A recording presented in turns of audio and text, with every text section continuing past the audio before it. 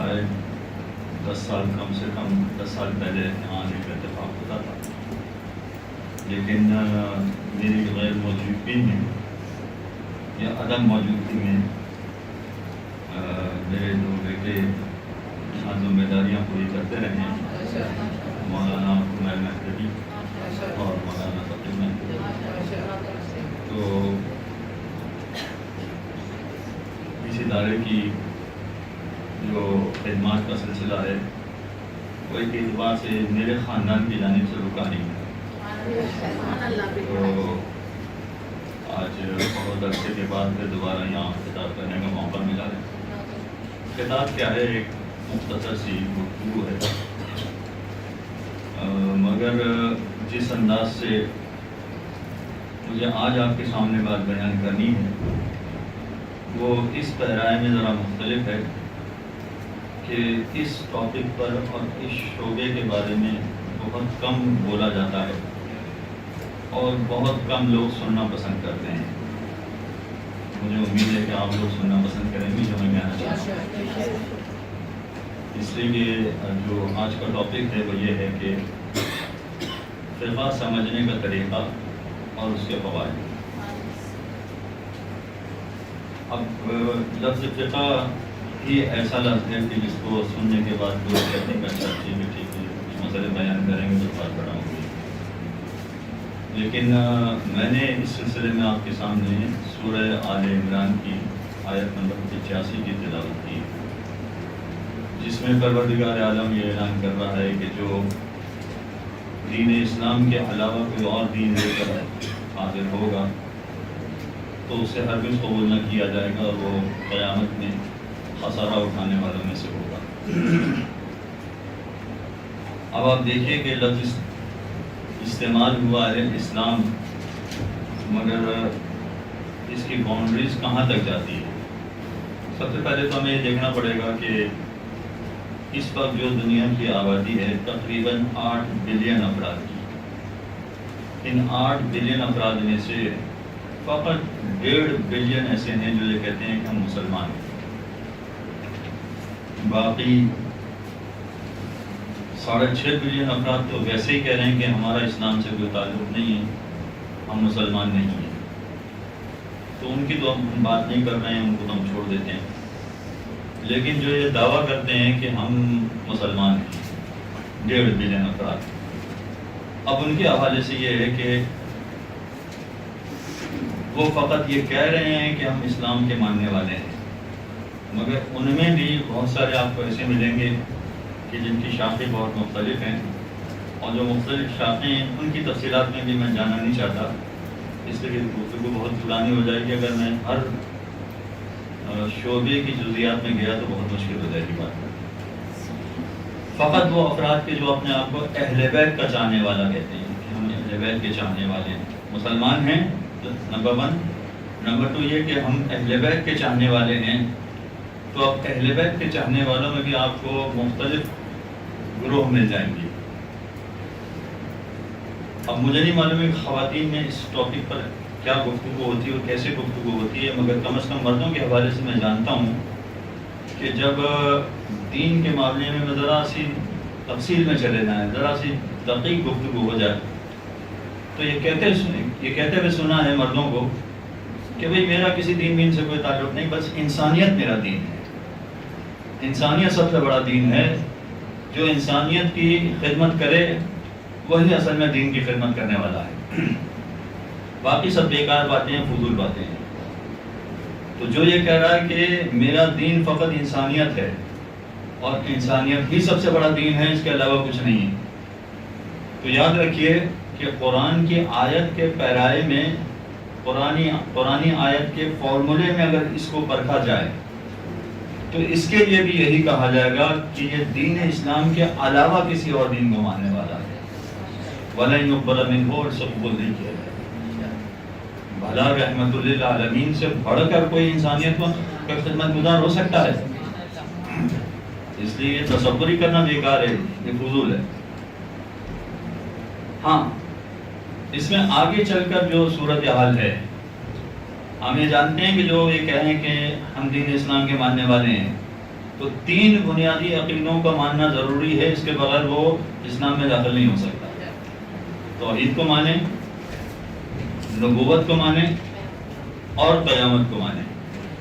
یہ 3 بنیادی عقیدے ایسے ہیں کہ جن کے بغیر کوئی شخص دین اسلام میں داخل نہیں ہو سکتا۔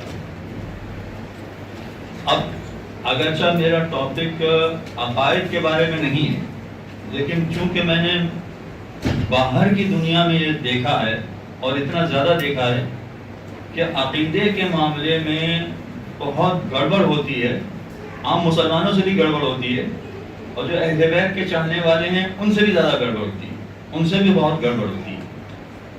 اور مجھے کہنا پڑے گا کہ ویسے یہاں پاکستان کے اندر، چلیں پاکستانی کراچی کے اندر کم سے کم اگر دیکھا جائے تو ایسا لگتا ہے کہ خواتین دین کے معاملے میں بہت آگے ہیں، بہت شوق سے دین کی باتیں سنتی ہیں، مجلسیں سنتی ہیں اور ان پر عمل کرنے کی کوشش کرتی ہیں، ان کے مطابق زندگی گزارنے کی کوشش کرتی ہیں، بلکہ اپنے خاندان کو بھی اسی انداز سے ڈھالنے کی کوشش کرتی ہیں۔ دیکھیے یہی خواتین جب مغربی دنیا میں جاتی ہیں تو ان کا رویہ بدل جاتا ہے، وہ رویہ نہیں رہتا۔ بالکل اسی طرح سے جیسے آپ مدرسے میں آئی ہیں تو ایک بالکل الگ لباس ہے، لیکن شادی میں جائیں تو ایک عجیب لباس نظر آتا ہے۔ اور یہ میں آپ کی بات نہیں کر رہا ہوں، یہ تو بہت سارے دوسرے ایسے لوگوں کی بھی بات کر رہا ہوں کہ جو بہت دیندار بنتے ہیں۔ مغربی دنیا کا معاملہ بھی یہی ہے۔ ابھی کچھ عرصے پہلے ایک صاحب کا امریکہ سے فون آیا تھا کہ میں سید ہوں اور میں پی ایچ ڈی کر چکا ہوں، اور کسی شعبے کا نام لیا کہ شعبے میں میں کام بھی کرتا ہوں، اور پاکستان سے کچھ عرصے سے میں امریکہ آ گیا ہوں اور ابھی امریکہ میں مقیم ہوں، اور میری بات چیت ایک لڑکی سے چل رہی ہے۔ اچھا وہاں کوئی تعجب کی بات نہیں ہے، وہاں ایک عام بات ہے، وہاں پر ڈیٹنگ سائٹس بہت ہوتی ہیں۔ میری بات چیت ایک لڑکی سے چل رہی ہے، وہ بھی مسلمان ہیں، شیعہ ہیں، اور وہ بھی پی ایچ ڈی کر رہی ہیں اور سادات گھرانے سے تعلق رکھتی ہیں اور نجیب الطرفین سادات ہیں۔ جب وہ پاکستان میں تھیں تو ذاکرہ تھی، باقاعدہ مجلسیں پڑھتی تھی اور اتنی دیندار تھیں کہ وہ باقاعدہ لوگوں کو سمجھاتی تھی دین کے دین کیا ہوتا ہے، اور حجاب کی اور صوم و صلات کی پابندی تو اپنی جگہ پر، یہ تو معمولی چیز ہے، اس سے بڑھ کر وہ دیندار تھیں، یہ سب کچھ وہ انجام دیتی تھی۔ لیکن کچھ عرصے سے انہوں نے نماز پڑھنا چھوڑ دی، حجاب پہننا چھوڑ دیا، روزہ رکھنا چھوڑ دیا۔ ارے بھائی کیا ہوا؟ میں نے ان سے پوچھا کہ کیا ہوا، تو کہا کہ وہ خدا کے عقیدے کے بارے میں متزلزل ہو گئی ہیں کہ نہ جانے خدا ہے یا نہیں ہے، تو نماز پڑھنے میں کیا فائدہ ہے۔ تو یہ فقط ایک مثال نہیں، میرے پاس کئی مثالیں ایسی ہیں۔ آسٹریلیا 2011 میں وہاں سروے ہوا تھا کہ وہاں کتنے افراد دین کو نہیں مانتے ہیں، تو اس زمانے میں 22% ایسے لوگ تھے جو کہتے ہیں میں کسی دین کو نہیں مانتا، ہم کسی دین کو نہیں مانتے۔ پھر 5 سال بعد ایک اور سروے ہوا 2016 میں، پتہ چلا کہ اب ان کی تعداد اور بڑھ گئی ہے، یعنی 30% لوگ ایسے ہیں جو کہتے ہیں کہ ہم کسی دین کو نہیں مانتے۔ پھر 2021 میں ایک سروے اور ہوا 5 سال بعد، پتہ چلا کہ 40% لوگ ایسے ہیں جو کہتے ہیں کہ ہم کسی دین کو نہیں مانتے۔ بنیادی وجہ کیا ہوتی ہے اس کی؟ بنیادی وجہ اس کی پروردگار کے وجود کے بارے میں ان کو شک و شبہ ہو جاتا ہے کہ نہ جانے خدا ہے کہ نہیں ہے، اور اس کی وجہ بھی سمجھ میں آتی ہے۔ وجہ اس کی ہے کہ وہاں کی حکومتیں چاہتی ہی یہ ہیں کہ سب کے سب بے دین بن جائیں، کوئی بھی دیندار نہ رہے، کوئی بھی اپنے آپ کو دین سے منسلک نہ کرے۔ تو حکومتوں کا طور طریقہ ہی کچھ ایسا ہے کہ لوگوں کی تعداد یعنی بے دینوں کی تعداد بڑھتی ہی چلی جاتی ہے، اور اس میں مسلمان بھی رو میں بہ جاتے ہیں، شیعہ بھی بہ جاتے ہیں، سادات گھرانے کے لوگ بھی بہ جاتے ہیں، اور یہ پڑھے لکھے لوگ ہوتے ہیں تو وہ پڑھے لکھے لوگ بھی اس میں شامل ہو جاتے ہیں۔ تو یہ خاتون جو یہاں پر ذاکرہ تھی، لوگوں کو دین سمجھاتی تھی، مگر وہاں جانے کے بعد اب وہ کہہ رہے ہیں کہ مجھے شک ہے کہ نہ جانے خدا ہے کہ نہیں. اچھا ان صاحب کا فون کیوں آیا تھا مجھے, انہوں نے مجھے کیوں فون کیا تھا؟ وہ اس لیے فون کیا تھا کہ چونکہ وہ ڈیٹنگ سائٹ پر بات چیت ہو رہی تھی تو کیا میں ایسی عورت سے شادی کر سکتا ہوں, یہ سوال تھا, اس لیے انہوں نے فون کیا تھا. اب آپ بتائیے کیا جواب ہونا چاہیے اس کا؟ شادی کر سکتی ہیں, ذاکرہ ہیں, 100 مسلات کی پابند تھی, نجیب الطرف ہیں, کیا کرنا چاہیے تھی؟ شادی کر سکتی ہیں؟ جی ہاں, اب وہ جواب چاہیے بالکل. اس لیے کہ جو خدا کو نہیں مانتا ہے وہ مسلمان کب رہا؟ اہل بیت کا چاہنے والا تو بہت دور کی بات ہو گئی. خدا ہی کو نہیں مانتا جو, تو بھلا مسلمان کہاں رہا؟ تو ایسے سے شادی کہاں ہو سکے گی؟ اچھا پھر وہ کنونس کرنے کی خاطر کہ نہیں بھائی کوئی ایسا راستہ نکالیں کہ میری شادی ہو جائے ان سے. ہاں اگر میں اس نیت سے شادی کروں کہ چلیں میں ان کو کنونس کر لوں گا اور میں ان کو سمجھا لوں گا کہ نہیں خدا ہے اور یہ تم نے جو راستہ اختیار کیا غلط ہے, تو پھر اجازت مل جائے گی یا نہیں؟ یعنی وہ کوئی نہ کوئی راستہ ڈھونڈنے کی کوشش کر رہے ہیں. اچھا یہ راستہ اگر فقہی مسائل میں کوئی شخص ڈھونڈ رہا ہے تو غلط کام نہیں کر رہا ہے. اگر مجھے موقع ملا تو میں آپ کے سامنے مثالیں پیش کروں گا, لیکن عقائد کے معاملے میں کہ بھائی میں شادی بھی کر لیتا ہوں اور پھر میں اس کو کنونس کروں گا تو کنونس ہو جائے گی, تو میں جواب یہ اس کا کہ اگر اس وقت وہ کافر ہیں تو آپ مسلمان ہوتے ہوئے اس سے کیسے شادی کر سکتے ہیں؟ بعد میں مسلمان ہو جائے گی تو ٹھیک ہے, لیکن ابھی تو کافر ہے وہ, ابھی تو شادی نہیں ہو سکتی. تو یہ بہت بڑا پرابلم ہے.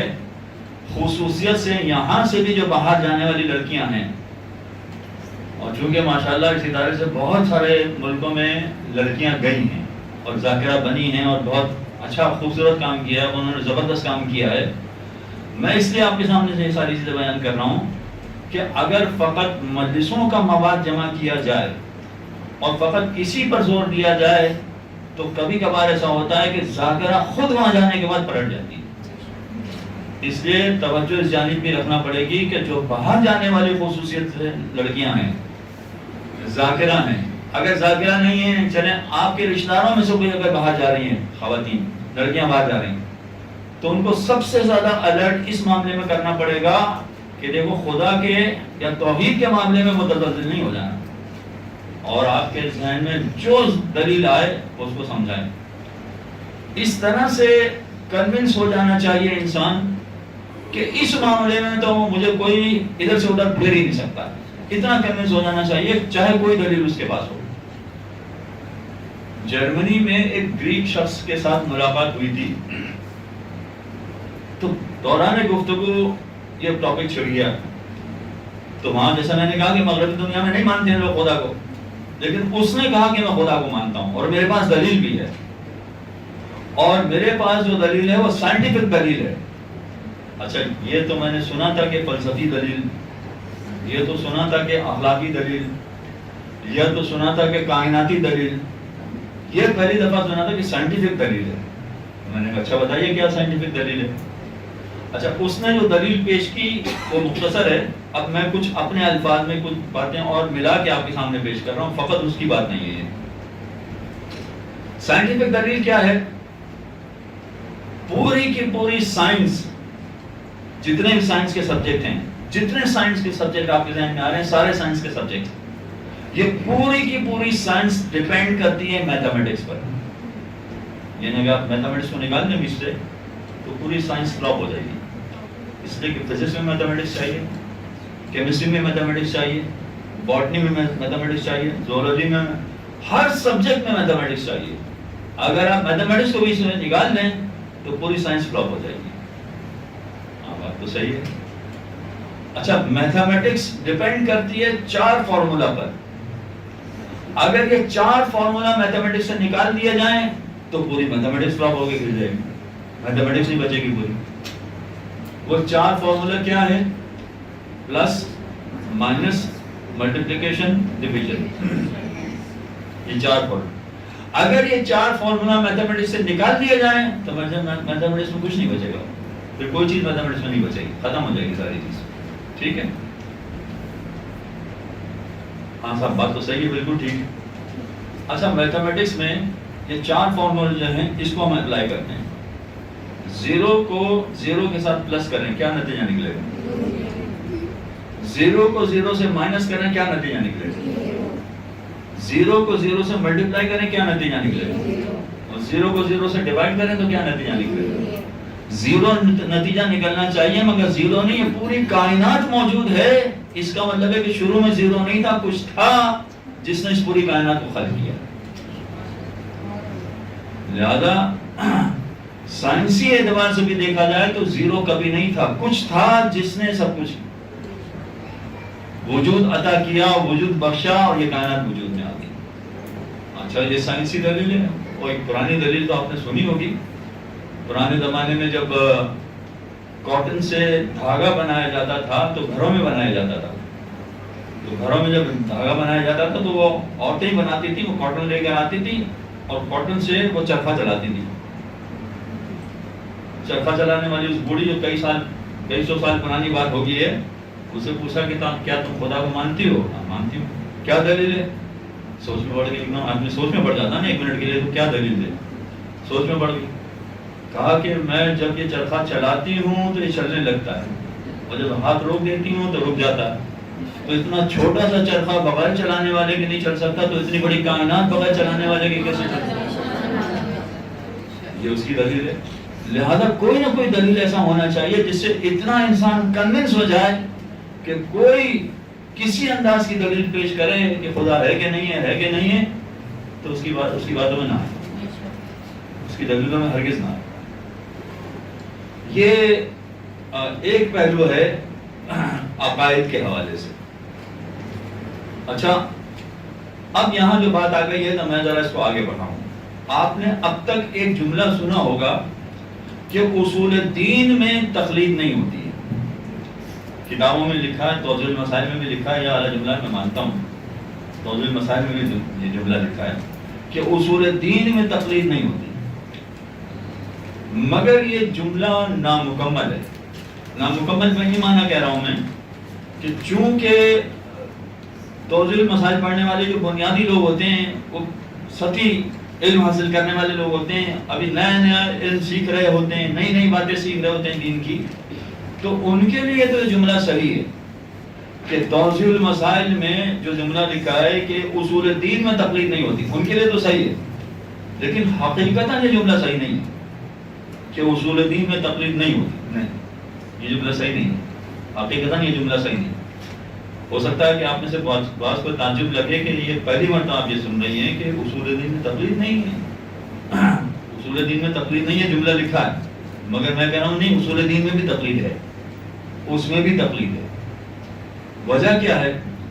اصول دین میں جو تقلید میں ہے 3 باتیں بتائی میں نے, توحید, نبوت, قیامت. اگر سطحی اعتبار سے دیکھا جائے کہ خدا ہے یا نہیں ہے تو ابھی آپ نے دلیل سنی کہ بھائی معمولی سے معمولی دلیل بھی اگر انسان کے لیے ہو تو کافی ہے, سمجھ جائے گا وہ. قیامت کے حوالے سے بھی کہ بھائی مرنے کے بعد خدا کی بارگاہ میں حاضر ہونا ہے, یہ اپنی بات. اگر قیامت نہ ہو تو پھر یہ پروردگار کو سب کچھ انسانوں کو پیدا کرنا, پھر ان کو آزمائش میں ڈالنا, ان ساری چیزوں کی ضرورت کیا تھی؟ یہ ساری چیزیں جو ہیں وہ بنیادی طور پر تو ہماری عقل تسلیم کرتی ہے, لیکن توحید سے لے کے قیامت تک, بلکہ آگے عدالت و امامت تک, ہر مقام پر ہم اپنی عقل کے ذریعے سے نہیں پہنچ سکتے. اپنی عقل کے ذریعے سے نہیں پہنچ سکتے. مثلا خدا خالق ہے, خدا رازق ہے, یہ سارے اللہ کے نام ہیں نا, کم سے کم 1000 نام ہیں جو آپ جوشن کبیر میں پڑھتی ہیں. یہ رازق ہے خدا, یہ رزق کس طرح سے دیتا ہے خدا, یہ ہم اپنی عقل سے نہیں سمجھ سکتے. خدا رزق کیسے دیتا ہے, خدا کے رزق دینے کا طریقہ کار کیا ہے, یہ ہم اپنی عقل سے نہیں سمجھ سکتے. حالانکہ یہ اصول دین میں داخل ہے کہ خدا رازق ہے, خدا کی جو صفات بیان کی جاتی ہیں سب اصول دین میں داخل ہیں, وہ ساری چیزیں اصول دین میں داخل ہیں. لیکن خدا رازق ہے تو خدا رزق کیسے دیتا ہے یہ ہم اپنی عقل سے نہیں سمجھ سکتے. یہ کوئی ہمیں بتائے گا, معصوم ہمیں بتائیں گے تو ہمیں پتہ چلے گا کہ اگر آپ اپنے رشتہ داروں کا خیال کریں گے تو آپ کے رزق میں برکت ہوگی. یہ اس کے ذریعے سے پتہ چلے گا. اس کا مطلب یہ ہوا کہ ہمیں معصوم کی تقلید کرنا پڑے گی. اب لفظ تقلید کو آپ وہ فقہی اعتبار سے نہ دیکھیں. تقلید کا مطلب کسی کی بات ماننا. یہاں معصوم کی بات ہم سنیں گے، ان کی بات مانیں گے تو ہمیں پتہ چلے گا کہ خدا کیسے رزق دیتا ہے. خدا رحمان ہے، خدا رحیم ہے، مگر ہمیں نہیں پتہ چلتا خدا کیسے رحم کرتا ہے. خدا کس طرح سے رحم کرنے والا ہے یہ ہمیں نہیں پتہ چلتا ہے. یہ معصوم ہمیں بتاتے ہیں کہ اگر تم دوسروں پر رحم کرو گے تو خدا تم پر رحم کرے گا. یہ معصوم کو بتایا ہوتا ہے. تو بہت ساری چیزیں ایسی ہیں کہ جو معصوم بتائیں گے ہمیں. اصول دین میں بھی ہمیں ان کی بات ماننا پڑے گی. ہم اپنی عقل سے نہیں پہنچ سکتے وہاں تک. ہماری عقل اس قابل نہیں ہے کہ ہم اصول دین کے ان جزیات کو ہم درک کر سکیں، حاصل کر سکیں. یہ ہمارے بس کی بات نہیں ہے، ہم نہیں کر سکتے. اسی طرح سے معصوم نے بتایا ہم یہاں تک تو پہنچ سکتے ہیں کہ ہاں بھائی مرنے کے بعد خدا کی بارگاہ میں حاضر ہونا چاہیے، ورنہ یہ ساری دنیا بنانے کا فائدہ کیا ہے. لہذا کچھ نہ کچھ ہونا چاہیے کہ مرنے کے بعد خدا کی بارگاہ میں حاضر ہونا ہے. مگر مرنے کے بعد کیا ہوگا یہ ہم اپنی عقل سے نہیں سوچ سکتے. جہنم میں کیا ہونے والا ہے یہ معصوم نے ہمیں بتایا کہ جہنم میں یہ ہونے والا ہے. جنت میں کیا ہوگا، جنت میں کیا نعمتیں ملیں گی یہ معصوم ہمیں بتائیں گے تو ہمیں پتہ چلے گا کہ جنت. تو اس کا مطلب یہ ہوا کہ اصول دین میں بھی تقلید ہے، مگر عام آدمی کی تقلید نہیں ہے. اس کی تقلید ہے جو عصمت کی منزل پر فائز ہو. جو عصمت کی منزل پر پہنچے تو وہ ہمیں بتائیں گے کہ آگے کیا ہونے والا ہے. اصول دین میں پروردگار کا طریقہ کار کیا ہے، کیسے وہ کرتا ہے، یہ وہ ہمیں سمجھائیں گے. اچھا، اب یہاں اس منزل پر پہنچنے کے بعد کہ معصوم ہمیں سمجھائیں گے تو ہمیں پتہ چلے گا کہ پروردگار کس طرح رزق دیتا ہے، پروردگار کس طرح رحم کرتا ہے، پروردگار کس طرح خلق کرتا ہے یعنی اولاد دیتا ہے. یہ معصوم ہمیں بتائیں گے تو ہمیں پتہ چلے گا. لیکن شرعی مسائل کی طرح یہاں پر بھی جو کچھ معصوم بتائیں گے وہ سب کا سب ہماری سمجھ میں آ جائے یہ ضروری نہیں ہے. بہت ساری باتیں ہماری سمجھ میں آ جائیں گی. جو معصوم بتائیں گے ان میں سے بہت ساری باتیں ہماری سمجھ میں آ جائیں گی.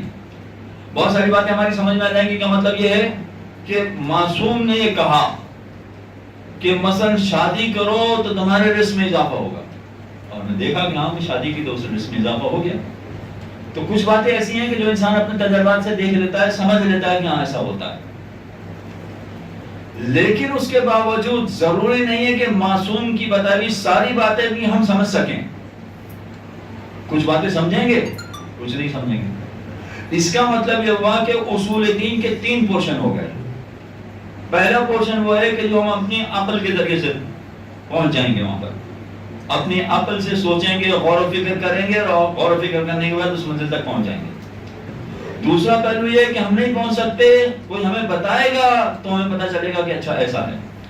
یعنی جنت کے بارے میں معصوم نے بتایا تو ہمیں پتہ چلا اچھا جنت ہے. جہنم کے بارے میں معصوم نے ہمیں بتایا تو ہمیں پتہ چلا اچھا جہنم ہے. عذاب قبر کے بارے میں معصوم نے ہمیں بتایا تو ہمیں پتہ چلا کہ ہاں عذاب قبر ہے. یہ سب کیا ہے؟ یہ اصول دین کے پہلو ہیں سارے. مگر ہمیں بتایا تو ہمیں پتہ چلا کہ اچھا ایسا ہے. لیکن کچھ باتیں ایسی ہوں گی کہ جو معصوم بتائیں گے ہم سن تو لیں گے، ان کی بات پر اعتماد بھی کریں گے، ان کی بات پر پورا بھروسہ بھی کریں گے، مگر ہماری عقل سوچ میں پڑ جائے گی کہ یہ کیسے ہوگا، یہ کس طرح ممکن ہوگا. اب میں آپ ہی لوگوں کی ایک مثال دیتا ہوں، شاید آپ کی دلچسپی کا سبب بن جائے. معصوم ہی کی بتائی ہوئی بات ہے کہ جنت میں جو نعمتیں ملیں گی وہ باغات ہوں گے، وہ نہریں ہوں گی، وہ مکانات ہوں گے، وہ خدمت گزار ہوں گے، مگر اس میں ایک چیز ہے کہ حوریں بھی ہوں گی. اچھا، اب یہ سمجھ میں تو آتا ہے کہ مردوں کے لیے حوریں ہوں تو سمجھ میں آتا ہے، عورتوں کے لیے حوریں کیا، یعنی اس کا کیا سینس بنتا ہے؟ کم از کم میری سمجھ میں نہیں آ رہا، ہو سکتا آپ لوگوں کی کچھ سمجھ میں آ رہا ہو. تو کچھ چیزیں ایسی ہیں کہ جو سمجھ میں نہیں آئیں گی. تو اصول دین میں بھی 3 پہلو ہو گئے. ایک یہ کہ ہم اپنی عقل کے ذریعے سے پہنچ گئے, دوسرا یہ کہ اپنی عقل کے ذریعے سے نہیں پہنچے مگر معصوم نے بتایا تو ہمیں پتہ چل گیا اور ہمیں اطمینان ہو گیا کہ ہاں ایسا ہے. اور تیسرا پہلو یہ کہ معصوم نے بتایا مگر پھر بھی وہ علامہ علی نقی نقن صاحب کا ایک جملہ مجھے یاد آ رہا ہے کہ جناب زینب جب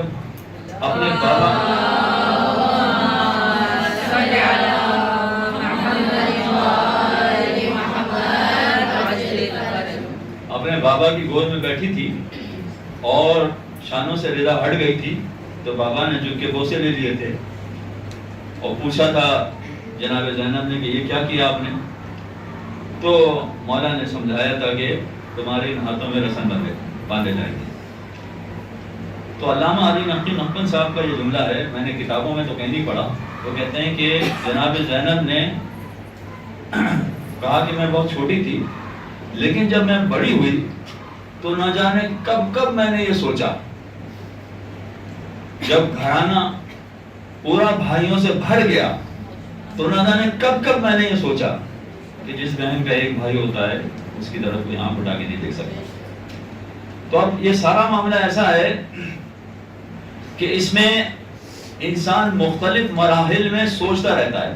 میں مسائل ابھی نہیں بیان کرنا چاہ رہا تھا, فقط ایک مثال دینا چاہ رہا تھا کہ معصوم نے بات کہی ہے مگر پھر بھی نہ جانے انسان کب سوچنے لگتا ہے یہ کیسے ہوگا, یہ کس طرح سے ہوگا. تو یہ معاملہ بھی اسی طرح کا ہے کہ اگر قرآن میں تذکرہ ہے ساری نعمتوں کا تو کچھ نعمتوں کی بات تو سمجھ میں آتی ہے کہ ہاں یہ نعمتیں, مگر کچھ نعمتوں کی بات میری سمجھ میں نہیں آتی, ہو سکتا ہے کسی اور کی سمجھ میں. لہذا معصوم کی ساری باتیں سمجھ میں آئیں یہ ضروری نہیں. یہ اگرچہ میرا ٹاپک نہیں تھا, میرا ٹاپک تو فقہ تھا, لیکن یہ اصول دین کی بات بیچ میں آ گئی اس لیے میں بیان. اچھا, اسی طرح سے آخرت کے بارے میں اتنا تو پتہ ہے کہ خدا کی بارگاہ میں حاضر ہونا ہے, لیکن خدا کی بارگاہ میں حاضر ہونے کے بعد کیا ہوگا یہ ہم اپنی عقل سے نہیں طے کر سکتے, یہ ہماری عقل میں نہیں آئے گا. اس لیے کہ یہودی یہ کہتے ہیں کہ فقط یہودی جنت میں جائیں گے, باقی کوئی نہیں جائے گا. تو یہ ان کا طریقہ ہے. عیسائی کہتے ہیں کہ کوئی بھی جہنم میں نہیں جائے گا, سب کے سب جنت میں جائیں گے, اس لیے کہ انسانوں نے جتنی برائیاں کی تھی اس کے بدلے میں جناب عیسیٰ سولی پر چڑھ گئے تھے, لہذا اس کا خمیازہ جناب عیسیٰ نے بھگت دیا, بس کافی ہے.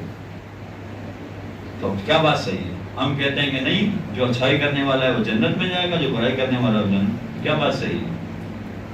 فقط یہودی جنت میں جائیں گے, کوئی بھی جہنم میں نہیں جائے گا, یعنی یہ ہم اپنے عقل سے نہیں سوچ سکتے. یہ باقاعدہ کوئی ہمیں سمجھائے گا. قرآن بتا رہا ہے مسلسل ان الانسان لفی خسر الا الذین آمنوا وعملوا الصالحات, جو عمل اور ایمان کی منزل پر پہنچے گا وہ کامیاب, باقی سب کام. تو یہ ساری منزلیں ایسی ہیں کہ اصول دین کے بارے میں بھی جو ایک کانسیپٹ ہے کہ اصول دین میں کوئی تقلید نہیں ہے, یہ کم از کم آپ آج کریکٹ کر لیں اس کو کہ نہیں ایسا نہیں ہے. ایک منزل تک جو ہے اصول دین میں تقلید نہیں ہے, مگر آگے جا کے پھر ہمیں معصوم کی بات ماننا پڑے گی کہ کیا ہے. یہ ایک بات مکمل ہو گئی. اب اس کے بعد وہ دوسری منزل آتی ہے. دوسری منزل ایسی ہے کہ جو جس میں مشکل یہ ہے کہ ہمارے یہاں ممبروں سے, یعنی اب عمل کی بات ہو رہی ہے, ہمارے یہاں ممبروں سے جو کچھ بیان کیا جاتا ہے اس میں سیاست کا ٹاپک بیان کیا جاتا ہے, اس میں فضائل معصومین کے پڑھے جاتے ہیں, اس میں تبرہ پڑھا جاتا ہے, اس میں اخلاقیات پڑھی جاتی ہیں. یہ سارے ٹاپک تو پڑھے جاتے ہیں. اس کے علاوہ بھی ٹاپک ہوں گے جو پڑھے جاتے ہوں گے, اور بڑے بڑے ممبروں سے سارے ٹاپک پڑھے جاتے ہیں. یہ سارے ٹاپک ہمارے یہاں سے پڑھے جاتے ہیں. افسوس کی بات یہ ہے کہ اگر نہیں پڑھا جاتا ہے تو فقہ کا ٹاپک نہیں پڑھا جاتا, فقہ پر زیادہ توجہ نہیں دیتے. اچھا, نہیں پڑھا جاتا اس کی وجہ بھی یہ ہے کہ بلانے والے اس ٹاپک کو سننا ہی نہیں چاہتے ہیں, تو پڑھنے والا کہاں سے پڑھے گا؟ اصل تو بلانے والے ہیں نا. اگر بلانے والے فضائل پڑھنے والے کو بلانا چاہتے ہیں تو ٹھیک ہے, وہ فضائل پڑھیں گے. اگر سیاست پڑھنے والوں کو بلانا چاہتے ہیں تو وہ پڑھیں گے. لیکن فقہ کوئی سننا ہی نہیں چاہتا، یعنی ماحول ہی ایسا بنا ہوا ہے کہ یہ اس ٹاپک کو کوئی سننا ہی نہیں چاہتا، تو کہاں سے پڑھا جائے گا؟ تو ایکچوئل ایک طرح سے ذمہ دار تو یہ سننے والے ہیں، سننے والے کہہ لیں یا مجلس برپا کہنے والے کرنے، مجلس برپا کرنے والے مثلا اگر یہ سننا ہی نہیں چاہتے ہیں تو پھر ایسی صورت میں کہاں سے بیان کیا جائے گا؟ جبکہ حقیقت یہ ہے کہ جو ٹاپک بھی پڑھا جائے، چاہے سیاست پڑھی جائے، چاہے فضائل پڑھے جائیں، چاہے تبرہ پڑھا جائے، چاہے اخلاقیات پڑھی جائیں، چاہے فلسفہ، جو ٹاپک بھی پڑھا جائے گا اس کو فقہ کے پیمانے پر پرکھنا پڑے گا کہ فقہ کے پیمانے پر وہ پورا اترتا ہے یا نہیں اترتا۔ اگر وہ فقہ کے پیمانے پر پورا نہیں اترتا ہے تو اس کو وہ نہیں پڑھنا چاہیے، اسے وہ چیز نہیں پڑھنا چاہیے۔ اب میں آپ کو ایک مثال بھی دے دوں تاکہ یہ بات واضح ہو جائے جو میں کہنے جا رہا ہوں۔ میں نے 4-5 چیزیں آپ کے سامنے بیان کر دی ہیں، 4-5 چیزوں کی ہو سکتا ہے مثال میں نے دے سکوں۔ ایک کی مثال دے دیتا ہوں، سیاست کی مثال دے دیتا ہوں۔ مثلا جو سیاست پڑھنے والے ہمارے علماء ہیں، جو کوئی اس پارٹی میں شامل ہونے کا اعلان کرتا ہے تو کوئی اس پارٹی میں شامل ہونے کا اعلان کرتا ہے، مثلا جو اس طرح کی باتیں کر رہے ہوتے ہیں، تو اب یہ سیاست پڑھنے والے علماء کے حوالے سے کہ سیاست بھی جو بیان کر رہے ہیں وہ اگر فقہ کے معیار پر پورا اتر رہی ہو تو وہ بیان کر سکتے ہیں، ورنہ وہ بیان نہیں کر سکتے۔ اچھا میں ابھی علماء کو ایک طرف کر دیتا ہوں، علماء کی بات نہیں کر رہا ہوں، فقط سیاست دانوں کی بات کر رہا ہوں، فقط سیاست دانوں کو آپ پیش نظر رکھیے۔ دنیا میں اس وقت اگرچہ مجھے معلوم ہے کہ خواتین کو سیاست میں زیادہ دلچسپی نہیں ہوتی ہے، چند خواتین ہیں کہ جو زیادہ دلچسپی لیتی ہیں، لیکن چونکہ یہ مثال دینا ذرا مشکل ہے لہذا یہ مشکل والی مثال میں آپ کے سامنے پیش کر رہا ہوں۔ دنیا میں زیادہ تر ممالک میں اب جمہوریت رائج ہو رہی ہے، جمہوریت، وہ چاہے نام میں ہر قسم کی جمہوریت ہو، لولی لنگڑی جمہوریت ہو یا صحیح معنوں میں جمہوریت ہو، کیسی بھی جمہوریت ہو، جمہوریت کا تذکرہ ہو رہا ہے، اس لیے کہ مغربی دنیا والے چاہتے ہیں کہ پوری دنیا میں کم از کم نام کی حد تک جمہوریت نافذ کر دیا، کم از کم نام کی حد تک، اصل حقیقت یہ نہیں ہے، لیکن یہ کہ جمہوریت نافذ ہو رہی ہے، پوری دنیا میں رائج ہو رہی ہے۔ اب جمہوریت میں ہوتا کیا ہے کہ ایک پارٹی حکومت میں ہوتی ہے اور دوسری پارٹی اپوزیشن میں ہوتی ہے، ٹھیک ہے؟ کبھی یہ اپوزیشن والے حکومت میں آ جاتے ہیں اور حکومت والے اپوزیشن میں چلے جاتے ہیں، صحیح ہے؟ اب دنیا جہاں جمہوریت ہے، ساری جمہوریتوں کی بات کر رہا ہوں میں، جہاں جمہوریت ہے ان تمام مقامات پر اپوزیشن کا کام ہمیشہ حکومت کو برا بھلا کہنا ہوگا۔ یہ فقط پاکستان کی بات نہیں، پوری دنیا میں ایسے ہی ہوتا ہے۔ اپوزیشن کا کام ہے فقط حکومت کی تنقید کرنا، ان کی برائیاں بیان کرنا، وہ برائیاں ہو یا نہ ہو، بس ان کا کام ہی فقط یہ ہے، اپوزیشن میں ہے اس لیے ان کا کام ہی ہے کہ فقط ان کی برائیاں بیان کرنا۔ اچھا اب باقی دنیا کو چھوڑیں، ہم اپنی یہاں جو جمہوریت ہے اس سے سمجھنے کی کوشش کرتے ہیں کہ فقہ کیسے داخل ہے اس میں۔ فرض کیجئے کہ ایک پارٹی اپوزیشن میں ہے اور دوسری پارٹی حکومت میں ہے۔ اب جو پارٹی اپوزیشن میں ہے وہ کیا کہہ رہے ہیں کہ یہ چور ہیں، یہ ڈاکو ہیں، انہوں نے غصب کیا ہے، انہوں نے یہ کیا۔ سنتے ہیں کہ نہیں سنتے؟ آپ روزانہ سنتے ہیں، دن میں 10 دفعہ سنتے ہیں والے جملے۔ اچھا یہ اپوزیشن میں ہے اس لیے اب یہ کہہ رہے ہیں، لیکن یہ جب حکومت میں آ جائیں گے تو وہ اپوزیشن میں چلے جائیں گے، اپوزیشن والے بھی یہ کہیں گے کہ یہ چور ہیں، یہ ڈاکو ہیں، انہوں نے غصب کیا، انہوں نے کباڑہ کیا۔ یہی جملے ہوتے ہیں جو دہرائے جاتے ہیں بار بار۔ جو اپوزیشن میں ہوگا وہ یہی کہے گا کہ یہ لوگ چور ہیں، یہ ڈاکو ہیں، انہوں نے غصب کیا، انہوں نے غبن کیا، انہوں نے توڑ دیا، موڑ دیا، پھوڑ دیا، جو کچھ بھی ہے۔ یہ چور اور ڈاکو کے نعرے پاکستان میں اتنے مشہور ہو گئے ہیں کہ شاید ہی کوئی شخص ہوگا جس نے یہ والے نعرے نہ سنا، اتنے مشہور ہو گئے ہیں کہ یہ چور نہیں ہے، ڈاکو۔ ہاں یہ الگ بات ہے کہ یہ ان کو چور کہہ رہے ہیں اور یہ ان کو چور کہہ رہے ہیں، یہ ان کو ڈاکو کہہ رہے ہیں، یہ ان کو ڈاکو کہہ رہے ہیں۔ اب یہ الگ بات ہوتی ہے کہ کبھی کسی کا چور کہنے کا نعرہ زیادہ مقبول ہو جاتا ہے، کسی کا کم مقبول ہو جاتا ہے۔ ایک پارٹی نے یہ کہا کہ یہ چور ہیں، ڈاکو ہیں، ان کا نعرہ بہت مقبول ہو گیا، بھائی صحیح کہہ رہے ہیں، بالکل ٹھیک کہہ رہے ہیں۔ انہوں نے بھی کہا کہ یہ چور ہیں، ڈاکو ہیں، مگر ان کے نعرے کو کسی نے نہیں پسند کیا۔ کہہ رہے یہ بھی یہی کہہ رہے ہیں کہ ہاں یہ چور ہے، مگر ان کا نعرہ اتنا مقبول نہیں اور دوسرے کا نعرہ بہت مقبول ہے. تو یہ ہوتا ہے، یہ تو پالیٹکس میں ہوتا ہے سامنے. اب آئیے پوری دنیا کی جمہوریت میں جو ہوتا ہے کہ اپوزیشن ہمیشہ برا بھلا کہے. اگر فرض کیجئے کہ اپوزیشن والے سامنے والے کو کہہ رہا ہے کہ یہ چور ہے، تو اس کے 3 پہلو ہیں. حقیقتاً یا تو وہ چور ہے، حقیقتاً وہ ڈاکو ہے، تو کیا ہوگا کہ مجھے نہیں پتا تھا، اس نے بتا دیا کہ یہ چور ہے. اس کو اسلام میں کیا کہتے ہیں؟ اگر ایک شخص کی برائی مجھے نہیں پتا تھی اور کسی نے مجھے بتا، کیا کہتے ہیں اس کو؟ ہاں اب پہنچ گئے آپ لوگ. اس کو غیبت کہتے ہیں. بھائی مجھے نہیں پتا تھا کہ یہ چور ہے، مجھے نہیں پتا تھا کہ یہ ڈاکو ہے. دیکھا کیسے پھر بیچ میں آ گئی. مجھے نہیں پتا تھا، اس نے بتایا تو مجھے پتا چلا کہ یہ ڈاکو. اچھا اب اس کے جو میں کہہ رہا ہوں کہ 3 پہلو ہیں. 3 پہلو کا مطلب کیا ہے کہ اب حقیقتاً وہ چور ہے اور یہ ان کو کہہ رہے ہیں کہ یہ چور ہیں، یہ ڈاکو ہیں. حقیقتاً اگر وہ چور اور ڈاکو ہوں تب بھی یہ گناہ گار ہے، اس لیے کہ یہ غیبت کر رہے ہیں. ٹھیک ہے. دوسرا پہلو کیا ہے کہ بھئی پتہ نہیں ہے کہ چور ہے کہ نہیں ہے، معلوم نہیں، بس نعرہ لگاؤ، شور شرابہ کرو. اپوزیشن میں ہے اس لیے کچھ نہ کچھ تو برائی کرنی ہے، کچھ نہ کچھ تو تنقید کرنی ہے، لہذا انہوں نے کہہ دیا کہ یہ چور ہے ڈاکو. پتہ نہیں حقیقتاً ہے کہ نہیں، معلوم نہیں ہے، یہ پتہ نہیں ہے، اس لیے کہ ثابت کچھ نہیں ہوا. تو کیا ہوگا؟ یہ الزام ہوگا. الزام ہے، ہوتا نہیں. کیا آپ جانتے نہیں ہیں، آپ کو نہیں پتا ہے کہ حقیقتاً ہے یا نہیں ہے، ہوتا نہیں، الزام ہے. غیبت سے بڑا گناہ ہے، غیبت سے بڑا گناہ ہو گیا ہے. ٹھیک ہے. لیکن پھر کیسے داخل ہوئی اس میں؟ تیسرا پہلو کیا ہے کہ یہ جانتا ہے کہ چور نہیں ہے. یہ اپوزیشن والا جانتا ہے کہ یہ ڈاکو نہیں ہے، پھر بھی کہہ رہا ہے کہ چور ہے، ڈاکو ہے. پھر بھی یہ کہہ رہے ہیں کہ چور ہے، ڈاکو ہے. یہ تو جھوٹا الزام ہے، جھوٹا الزام لگا رہا ہے. تو اس سے بڑا گناہ ہو گیا. تو آپ نے دیکھا کہ سیاست میں بھی پھر کیسے داخل ہو جاتی ہے، کیسے طے کیا جاتا ہے.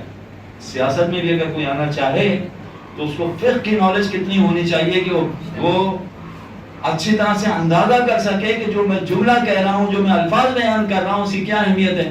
کہیں ایسا تو نہیں کہ میں خدا کی بارگاہ میں پکڑا جاؤں گا، کہیں ایسا تو نہیں کہ مجھے اپنے ان جملوں کی وجہ سے جہنم میں ڈال دیا جائے گا. یہ سوچتے ہی نہیں، اندازہ ہی نہیں کر پائی. تو عزیزان محترم، یہ جتنے بھی ٹاپک، عزیزان محترم تو میرے ایک وہ چونکہ مردوں میں خطاب ہوتا ہے، بہت عرصے بعد خواتین نے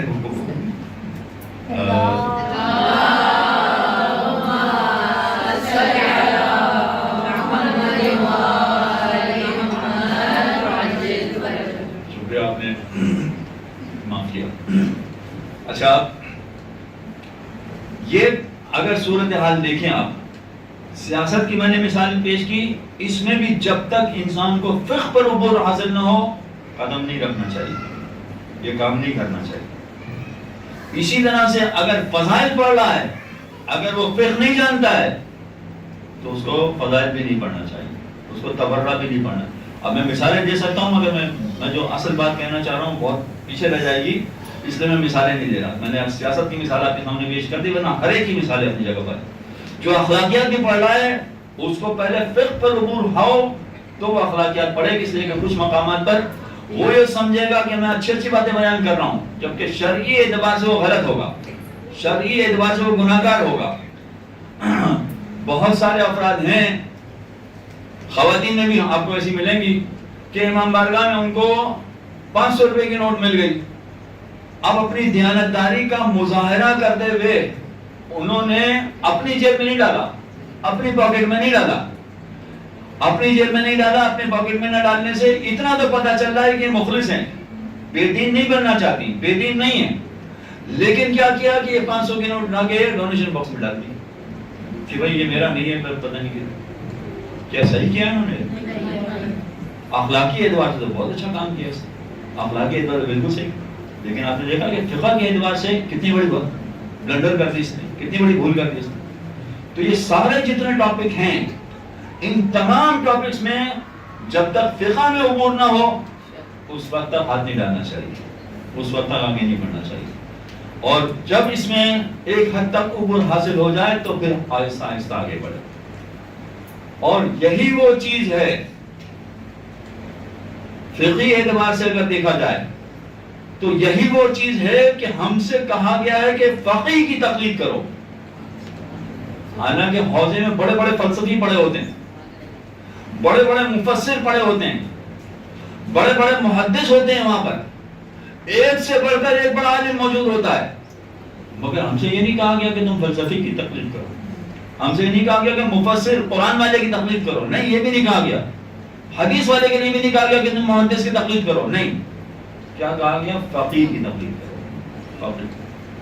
اور فقیہ وہ ہوتا ہے کہ جو سارے علوم پر عبور رکھتا ہے, سارے علوم کو جانتا ہے, ساری چیزوں کو جانتا ہے. اب یہ جب فقیہ جس کو ہمیں فالو کرنا ہے, جس کو ہمیں جس کی بات کو ہمیں ماننا ہے, یعنی بات کو ماننے کا مطلب ان کے فتوے کو ہمیں ماننا ہے. حقیقت یہی ہے کہ یہی وہ علم ہے کہ جس کے بارے میں کہا گیا ہے کہ یہ اہل بیت کا علم ہے. اس لیے کہ فقہ میں قرآن بھی آ جاتا ہے, حدیث بھی آ جاتی ہے, علم رجال بھی آ جاتی ہے, بہت سارے علوم اور آ جاتے ہیں اس میں, بہت سارے علوم سمٹ کے اس میں آ جاتے ہیں. اور یہی وہ علم ہے کہ جس کے ذریعے سے انسان اپنے اعمال کو بالکل صحیح بنا سکتا ہے. ورنہ ایسا ہوگا کہ زندگی میں عمل کرتا رہے, پتہ چلا کہ نہیں میرا عمل تو باطل تھا, میرا عمل تو غلط تھا, اگر مجھے موقع ملا تو میں اس کی مثالیں بعد میں دوں گا.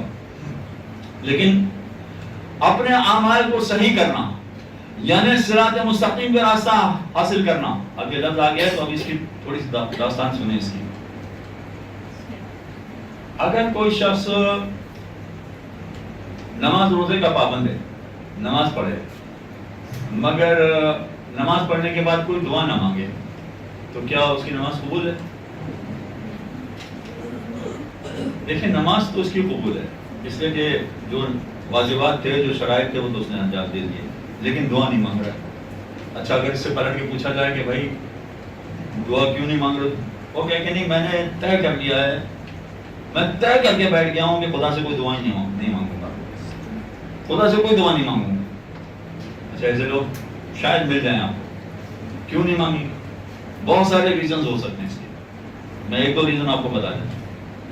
اگر اس سے پوچھا جائے کہ بھائی کیوں خدا سے کیوں دعا نہیں مانگو گے, کہا میری کوئی دعا قبول ہی نہیں ہوتی ہے, تو دعا مانگنے کا فائدہ کیا ہے؟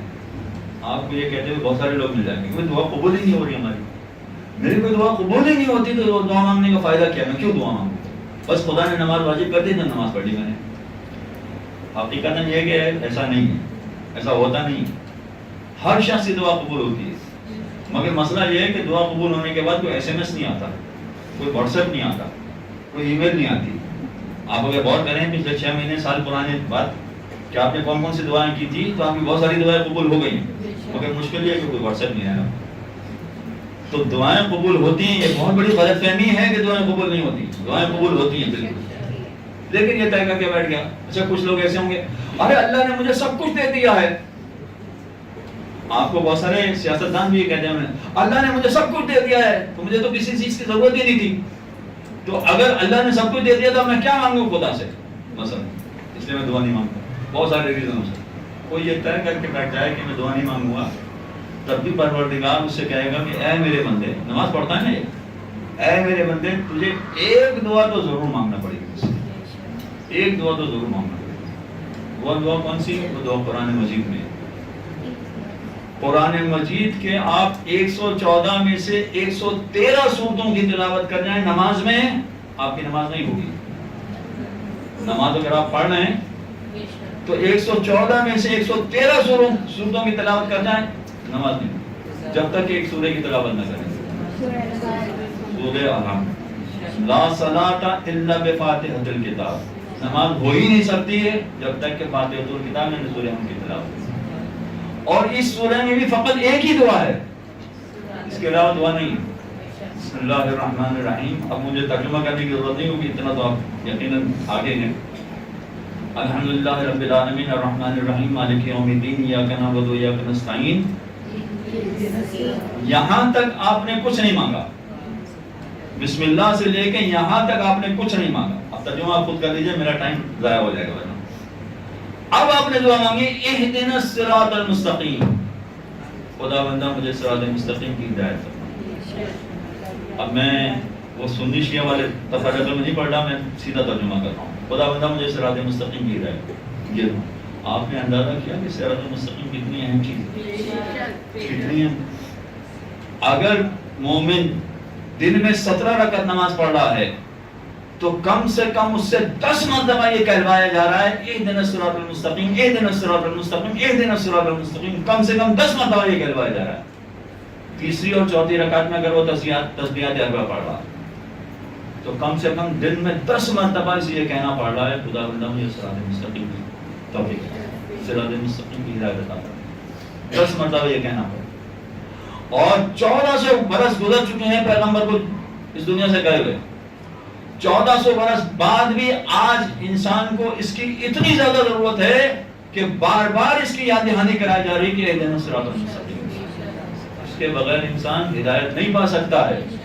مسلسل 10 مرتبہ کم سے کم ہے، ورنہ اگر 11ویں امام کی حدیث ہو تو 45 مرتبہ دن میں مومن کہے گا اہدنا الصراط المستقیم. اب 45 کیسے ہوگا اس کی کیلکولیشن بھی آپ ہی کر لیں. ویسے تو 51 رکعت نماز ہے مگر بنے گا وہ. چلے اہدنا الصراط المستقیم. صراط مستقیم کے معنی کیا ہے؟ سیدھا راستہ. اچھا صراط مستقیم ہے کیا چیز؟ کسے کہیں گے صراط مستقیم؟ ممکن ہے کہ میں ایک بات آپ کے سامنے کہوں کہ یہ ہے صراط مستقیم. آپ کہیں کہ ٹھیک ہے آپ کی بات سن لی ہم نے، مگر ہم کسی اور دوسرے بڑے مولانا سے، کسی بڑے عالم سے پوچھیں گے وہ کیا کہتے ہیں صراط مستقیم. وہ آپ کو ہو سکتا ہے وہ الگ بات بتائیں. کسی تیسرے سے پوچھیں گے تو کوئی اور الگ بات بتائیں. مگر نہیں، میں آپ کو اس وقت آیت اللہ سیستانی کا نام دے رہا ہوں. آیت اللہ سیستانی صراط مستقیم کس کو کہتے ہیں؟ وہ کس کو صراط مستقیم بتاتے ہیں؟ صراط مستقیم کا سوال ان سے کیا گیا کہ آقا یہ بتائیے کہ صراط مستقیم کیا ہے؟ عالم تشریع کے سب سے بڑے عالم، عالم جن کو کہا جاتا ہے، ان کا جواب ہے. کہا کہ صراط مستقیم 2 چیزیں. نمبر 1 ولایت علی اور اولاد علی.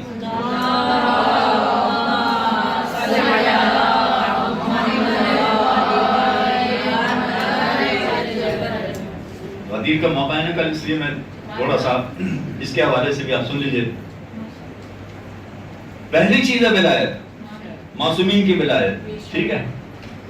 اچھا اب چونکہ غدیر کی بات ہے اس لیے میں تھوڑا سا اس کو مزید بیان کر رہا ہوں.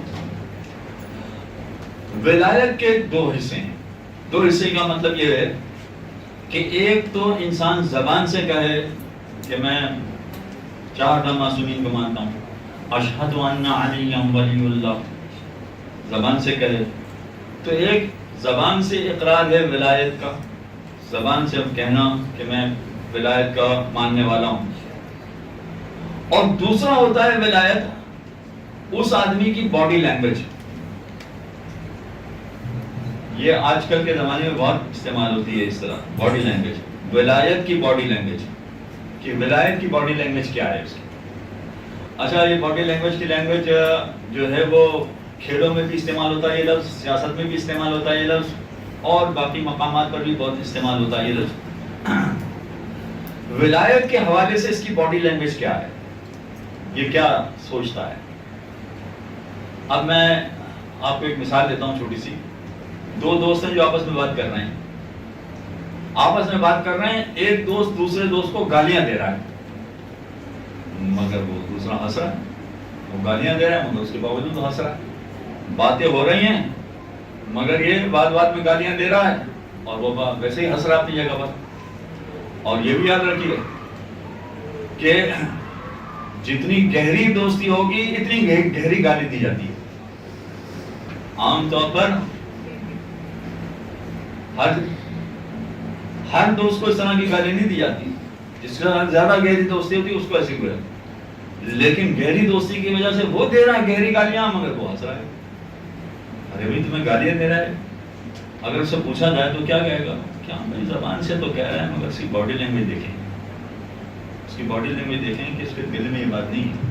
جو وہ زبان سے کہہ رہا ہے اور اس کے دل میں وہ بات نہیں ہے، اس لیے نظر انداز کر دیتا، بالکل ہی برا مان لیتا. ایک مثال ہو گئی. اب آئیے دوسری مثال. دوسری مثال کیا ہے کہ ہم ایک صاحب کے یہاں پہنچے، ان کے یہاں گھنٹی بجائی، وہ باہر نکلے، انہوں نے دیکھا رہے مولانا ٹوپی پہنی جی، شیروانی ہے، لیکن جیسے ہی ہمیں دیکھا چہرے سے ایسا تاثر ہوا ان کے کہ مولانا آئیے آئیے، زبان سے کہنا آئیے آئیے، اندر آئیے اندر آئیے، تشریف لائیے تشریف لائیے، مگر چہرے سے ایسا پتا چل رہا ہے کہ مولانا غلط وقت پہ آ گیا، آپ کسی اور وقت پہ آتے تو بہتر، اس وقت آپ غلط وقت پہ آ گئے۔ یہ کیا ہے؟ کیا زبان سے کہہ رہے ہیں آئیے آئیے اندر آئیے آئیے اندر آئیے، مگر ان کا طریقہ یہ ہے کہ بھائی نہ ہی آئے تو زیادہ بہتر ہے۔ یہ باڈی لینگویج ہے، تو اب اس میں کیا ہوگا اثر؟ ٹھیک ہے میں تو آپ کو سلام کرنے آیا تھا، میں پھر سے آیا ہوں۔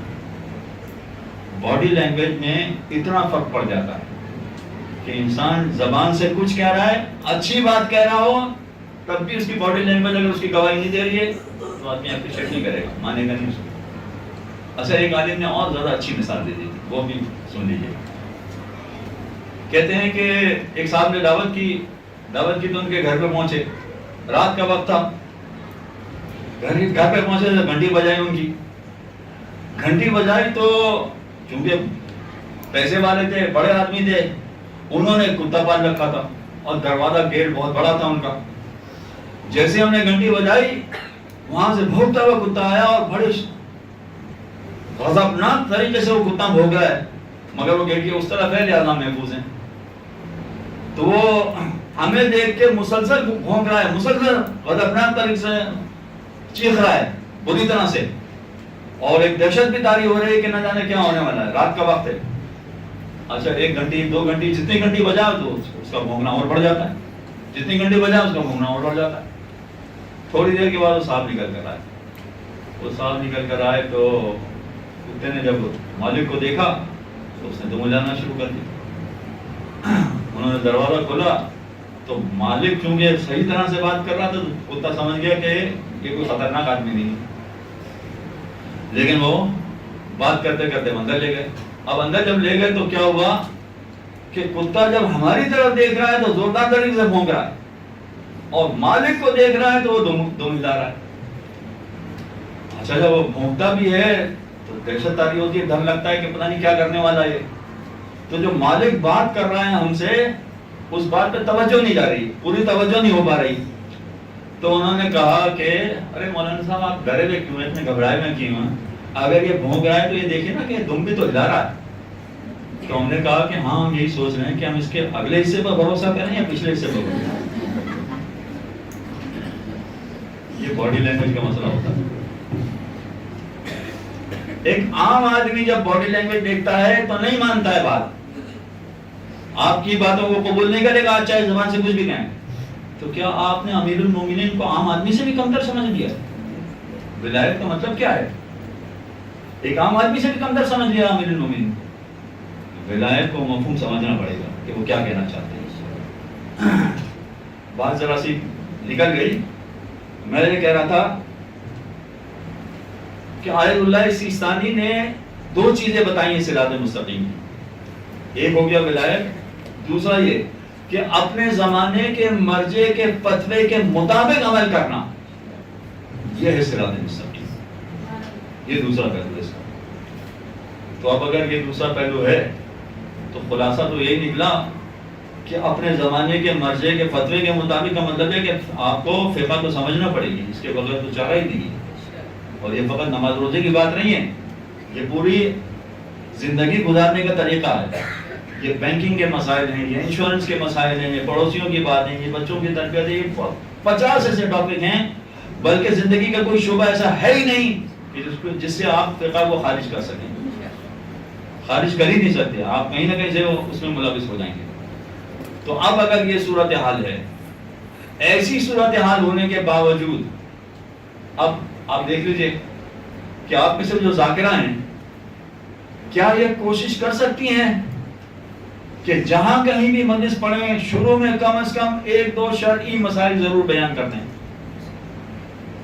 ہاں یہ ضرور ہے کہ جتنا جانتی ہیں اتنا 1-2 کم از کم شرعی مسائل بیان کر کے لوگوں کو سمجھا دیں، خواتین کم از کم سمجھ جائیں کہ ان کو کیا کرنا ہے، ان کی ذمہ داری کیا ہے۔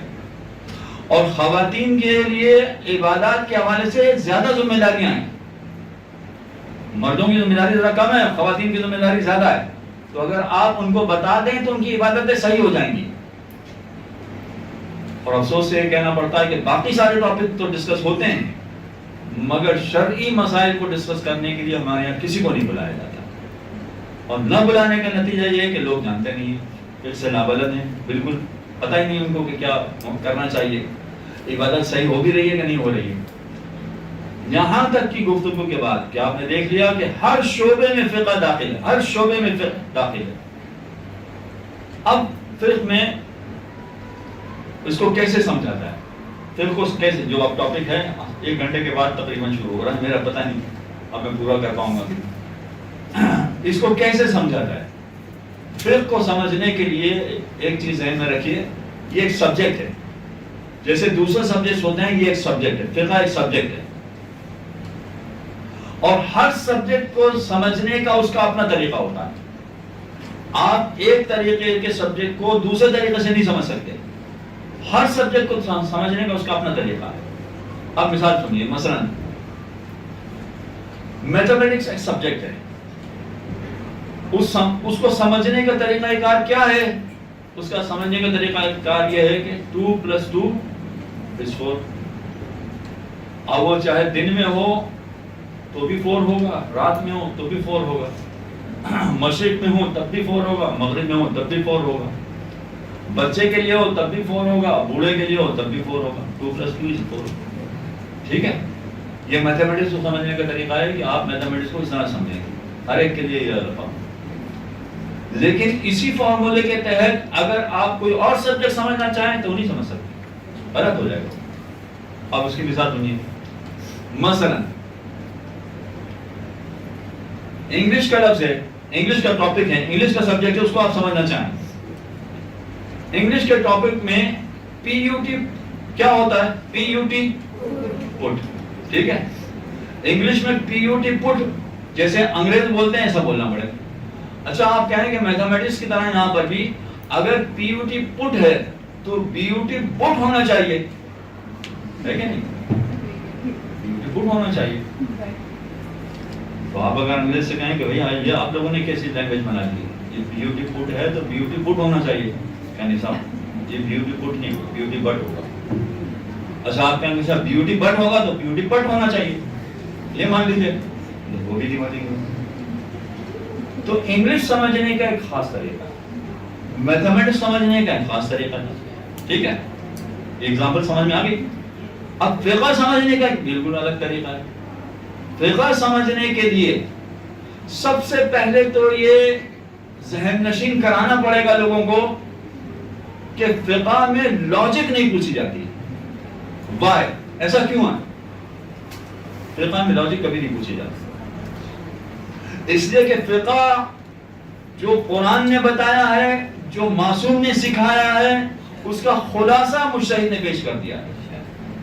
لہذا اس میں کبھی نہیں پوچھا جائے گا کہ وائی، ایسا کیوں ہے.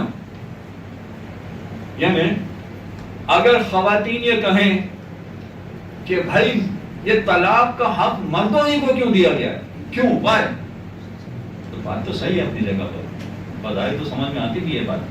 اور مغرب والوں نے اس کو ایکسپٹ بھی کر دیا ہے کہ ہاں بھائی مرد کو بھی طلاق کا حق ہے اور خواتین کو بھی طلاق کا حق ہے، انہوں نے ایکسپٹ بھی کر دیا. بات تو ٹھیک ہے اپنی جگہ پر. وہاں عورتیں بھی طلاق دے دیتی ہیں، وہاں پر طلاق دے کے الگ ہو جاتی ہیں، کوئی پرابلم نہیں ہوتا ہوں. لہذا اگر یہ سوال کیا جائے کہ اگر طلاق کا حق ہے تو یہ مردوں ہی کو کیوں ہے، عورتوں کو کیوں نہیں، یہ سوال نہیں. یہ سب سے پہلے ذہن نشین کر لیجئے کہ فقہ میں کبھی وائے نہیں ہوتا. کیوں ایسا ہے؟ اس کے پیچھے لاجک کیا ہے؟ لاجک کبھی نہیں بتائی جائے گی. اچھا، نہیں بتائی جائے گی کا مطلب یہ ہے کہ ایسا نہیں ہے کہ مجتہد کو پتا ہے. چلے میں کہوں گا مجھے نہیں پتا ہے کہ اس کے پیچھے لاجک کیا ہے. نہیں، مجتہد کو بھی لاجک نہیں پتا ہوتی. کئی ایسے مقامات ہوتے ہیں جہاں مجتہد کو بھی لاجک نہیں پتا ہوتی کہ اس کی وجہ کیا ہے. وہ یہ دیکھتا ہے، مجتہد فقط اتنا دیکھتا ہے کہ یہ معصوم کا کلام ہے، بس آمنا وسلمنا، بس لے بات کرنا. یہ ثابت ہو گیا کہ یہ معصوم کا کہا ہوا ہے، یہ ثابت ہو گیا کہ یہ معصوم کا کلام ہے، بس بات ختم. اچھا اب یہاں بیچ میں بات روک کے ایک بات میں کہہ دوں، اگر آپ لوگوں کے سوالات ہیں تو آپ مجھے پرچی بنا کر ابھی سے دے دیں تاکہ میں اپنی گفتگو وہیں پر روکوں۔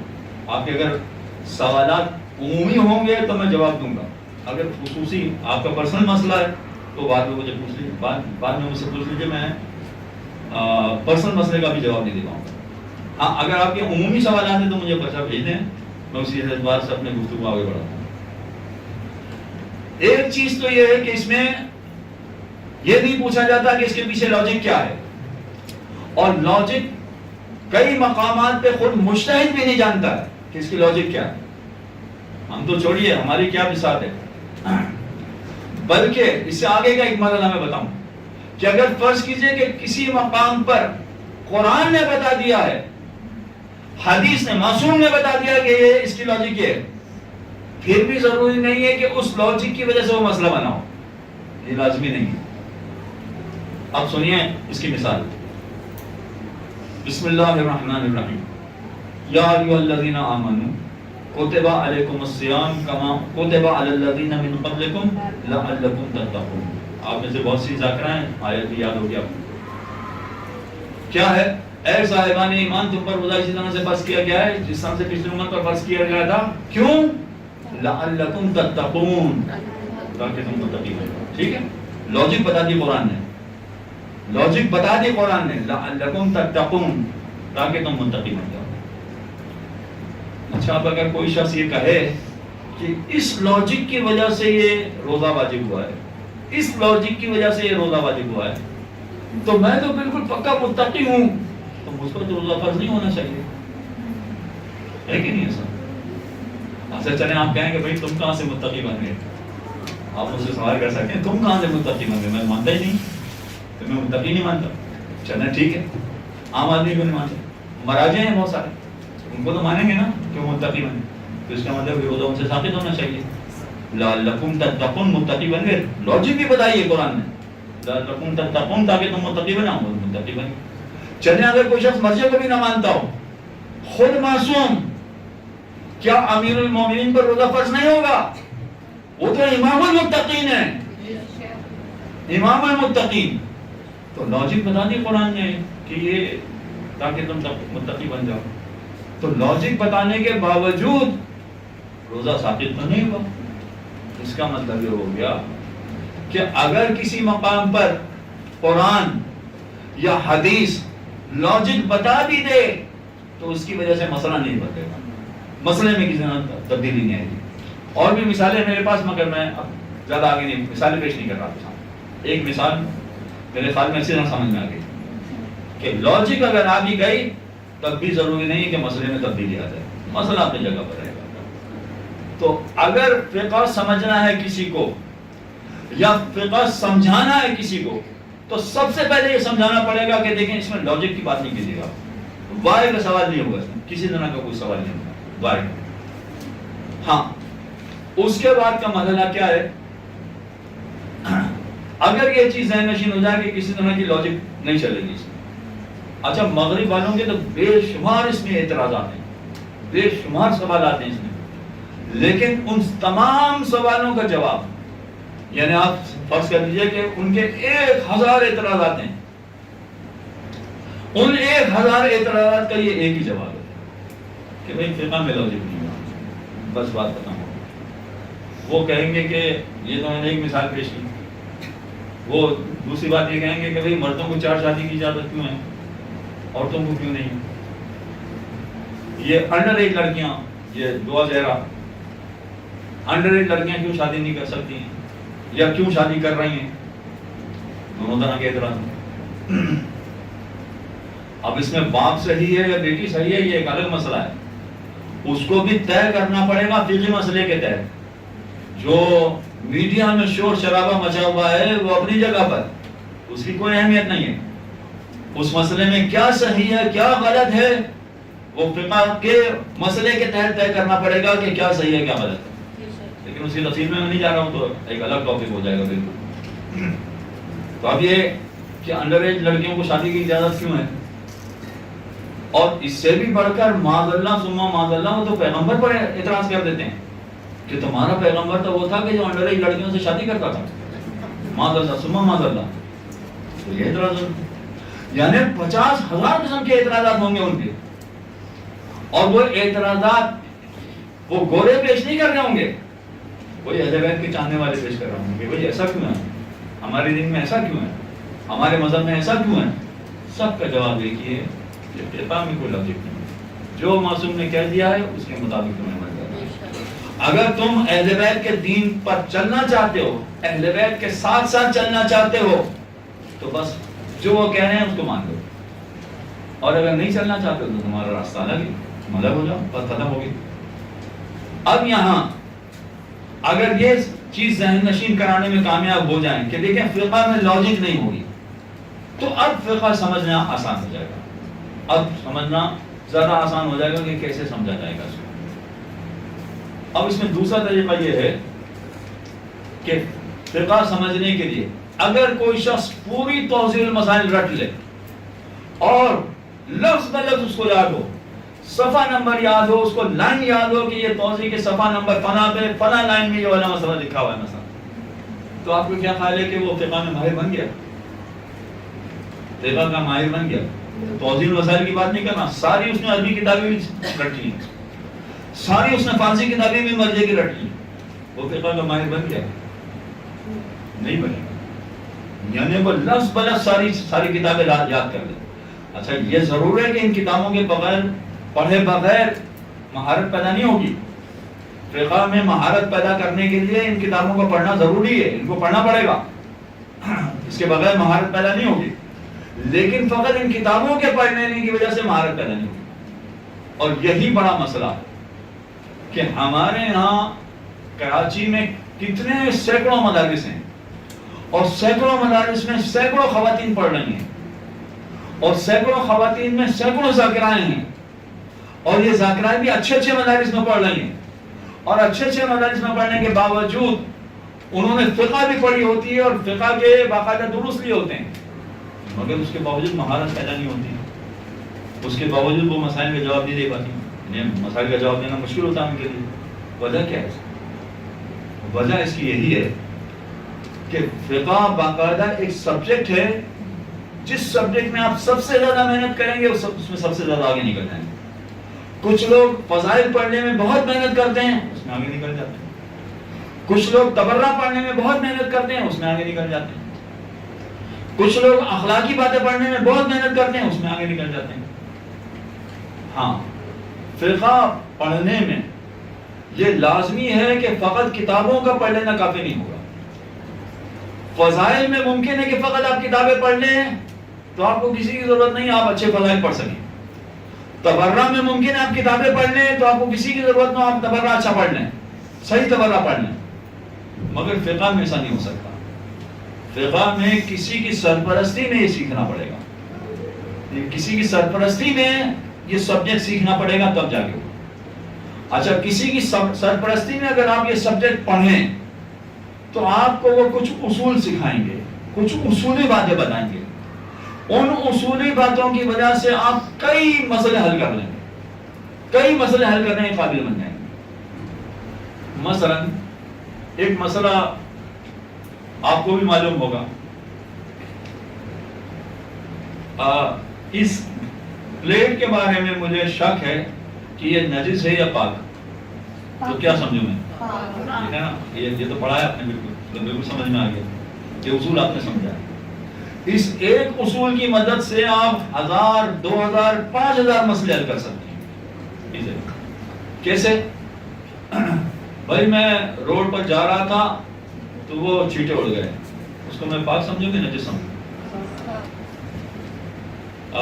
ہمارے یہاں ہندو کام کرتے ہیں دفتر میں, تو وہ بیسن وغیرہ دھوتے ہیں, تو وہ بیسن دھونے کے بعد جو ہم وہاں جائیں اور ہاتھ دھوئیں یا منہ دھوئیں تو چھینٹیں اڑیں, چھینٹوں کو ہم پاک سمجھیں یا نجس سمجھیں؟ یہ سارے مسئلے ہیں. بھائی باتھ روم میں ہم جاتے ہیں تو باتھ روم میں بچے پیشاب بھی کرتے ہیں اور چھوٹے بچے ہیں تو گندگی بھی پھیلاتے ہیں وہ. اب باتھ روم سے جو چھینٹا ہمارے کپڑوں پہ لگے گا وہ نجس ہوگا کہ پاک ہوگا؟ کتنے ایسے مسئلے ہیں، یہ ہزار دو ہزار بھی میں نے کم کہہ دیا، سینکڑوں ایسے مسئلے نکل آئیں گے کہ جن کا حل نکل آئے گا. اس لیے کہ آپ نے ایک اصول سمجھ لیا ہے کہ اگر کوئی کسی چیز کے بارے میں شک ہو جائے کہ نجس ہے یا پاک ہے تو بات سمجھ جاتا ہے. تو اس کا مطلب یہ ہے کہ جہاں یہ کتابیں پڑھنا پڑتی ہیں، ان کتابوں کے ساتھ ساتھ اصول بھی پڑھنا پڑتے ہیں جس کی مدد سے سارے مسائل حل ہوتے ہیں. اور یہ اصول انسان خود بخود نہیں سمجھ سکتا ہے، یہ یاد رکھیے. آپ ہو سکتا ہے باقی کتابیں پڑھ کے بہت ماہر بن جائیں، آپ اخلاقیات کی کتابیں پڑھنے کے بعد اخلاقیات کا بہت زبردست درس دیں اور بہت زبردست تقریر کریں، مجلس سے پڑھیں آپ اس کی، یہ ہو سکتا ہے. لیکن فقہ میں ایسا نہیں ہو سکے. اس میں یہ اصول سمجھنے کے لیے ماہر کی ضرورت ہوگی جو سمجھائے اصول کے یہ کیسے بنتا ہے اصول، اور وہ سمجھائے تو اس کے بعد پھر آپ سمجھنے کے بعد ڈائریکٹ کسی کو بتانے کے بجائے پہلے ان سے پوچھیں گے جنہوں نے آپ کو سکھایا ہے. ان سے پوچھنا پڑے گا کہ یہ سوال ہے، کیا اس کا یہ جواب بنے گا، یہ جواب صحیح ہے کہ صحیح نہیں. یہ پوچھ کے آگے بڑھنا پڑے گا، تب فقہ میں جا کے وہ راستہ. ایک اور اصول، یہ اصول آپ، یہ تو چونکہ آپ کا جانا پہچانا تھا اس لیے میں نے آسان ترین اصول آپ کے سامنے سب سے پہلے پیش کیا. اب ذرا سا ایک اور اصول آگے بڑھتے ہیں. میں بہت مشکل باتیں نہیں بیان کرنا چاہ رہا. اب یہ طہارت اور نجاست جس میں آپ کو مہارت ہے، اسی کی چند مثالیں آپ کو دے رہا ہوں. ورنہ تو بینکنگ کی مثالیں، ریٹائرمنٹ کی مثالیں کہ آدمی ریٹائر ہو گیا تو کیا کریں، پرائز بانڈ کی مثالیں، انشورنس کی، ہزاروں ٹاپک ہیں، ان سب کی الگ الگ مثالیں ہیں. ایک اور مثال طہارت کی سن لیجیے. بس میرے پاس شاید گنجائش نہیں ہوگی اس کے بعد. اب یہ پتہ نہیں مجھے سلوات پڑھے ذرا میں جیب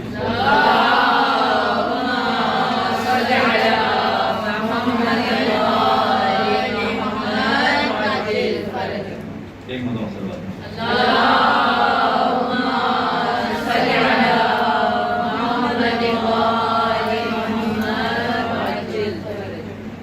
ایک بار طہارت کو اصول سمجھ لیں.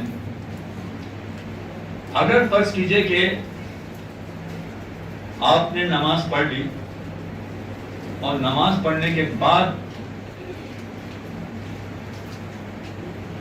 پتا چلا کہ آپ نے نجس لباس میں نماز پڑھ لی، آپ کی نماز صحیح ہے یا غلط ہے؟ صحیح ہے. جی صحیح ہے. غلط ہے دوبارہ صحیح نہیں بات. اچھا، یہ ایک طہارت نجاست کا مسئلہ ہو گیا نا کہ بھئی کپڑے نجس تھے تو نماز صحیح ہے، نماز غلط ہے. اب پتہ نہیں صحیح ہے، ابھی بعد میں طے کریں گے. اچھا، فرض کیجئے کہ ایک شخص کو وضو کرنا نہیں آتا تھا، اس نے غلط وضو کے ساتھ نماز پڑھ لی کچھ عرصے کے لیے، اس کی نماز صحیح ہے غلط؟ کیا ریزن ہے؟ آپ کپڑے میں تو یہ کہہ رہی ہیں کہ نہیں نماز صحیح ہے، وضو میں کہہ رہی ہیں کہ نہیں صحیح نہیں، کیا ہوتا ہے؟ دونوں معاملے میں طہارت کا مسئلہ ہے. ایک میں کہہ رہی ہیں کہ اگر وضو غلط ہے تو نماز غلط ہے، اور دوسرے میں کہہ رہی ہیں کہ اگر کپڑا نجس ہے تو پھر بھی نماز صحیح ہے. ایسا جواب کیوں ہوتا ہے؟ اب دیکھیے اس کا اصول سمجھ لیجیے. اچھا، یہ اصول کی میں پوری جزیات بیان نہیں کر رہا، فقط یہ سمجھانے کے لیے کچھ باتیں بیان کر رہا ہوں. جزیات تو بہت لمبی چوڑی ہوتی ہیں. اصول یہ ہے کہ اگر کسی کا وضو، غسل یا تیمم، ان تین میں سے کوئی ایک چیز بھی غلط ہو جائے تو اس کی نماز صحیح نہیں ہو سکتی. اس کی عبادتیں صحیح ہونے کا کوئی طریقہ نہیں ہے. وضو، غسل اور تیمم، ان میں اگر کوئی خرابی ہو گئی تو اس کو صحیح کرنے کا کوئی طریقہ نہیں. ہمارے پاس ایسے ایسے لوگ آتے تھے کسی زمانے میں کہ جن کی عمریں ہم سے 30 سال بڑی تھی، آج تو پتہ نہیں زندہ ہیں کہ نہیں، اور کہتے تھے کہ ہم جب انڈیا سے ہجرت کر کے آئے تو وہاں جو مدرسے میں پڑھتے تھے تو مدرسے میں سکھایا گیا تھا کہ ایک مرتبہ وضو کرنا واجب ہے، ہاتھوں میں پانی ڈالنا، دوسری مرتبہ مستحب ہے، اور تیسری مرتبہ ڈبل مستحب ہے. تو ہم نے تو اسی طرح سے نمازیں پڑھی.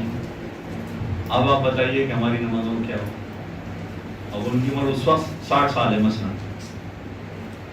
جواب آپ کو معلوم ہے؟